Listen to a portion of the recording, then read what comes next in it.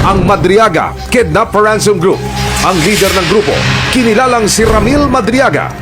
Paano nyo ika-classify ito, sir? Well, they are notorious. In fact, yung pag tingnan mo yung history nila, they already served their yung previous actions nila, criminal acts nila. And then again, bumalik sila. So, talagang notorious. Guilty ang naging hatol ng Pasig City Regional Trial Court sa 3 akusado para sa kasong kidnapping for ransom. At ang hatol, death penalty.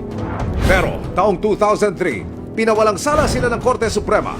Mula noon, business as usual daw ang grupo. Saan ho nakabase ang operasyon nito, Chief PNP, sir? Based on our intelligence report, lumalabas po, nakakarating pa sila sa Pangasinan and Region 3, 4A, and 4B, and also in NCR.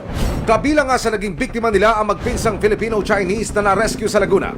Kaugnay nito, sinampahan ng kasong kidnapping sila Ramil Madriaga, Ronald Alivio, Jaime Patano, Ervin Bernados at Richard Babagay. Ayon pa sa PNP, plano na naman daw mambiktima ng grupo. Bago pa man makapag-regroup sa bisa ng warrant of arrest nitong July 13, 2023, tinunton ng PNP AKG ang hideout ng mga Madriaga. Nang makarating sa Rizal, hindi na sila nakapalag. Isa-isa ng inaresto ng PNP AKG ang 5 suspect na sina Ramil Madriaga,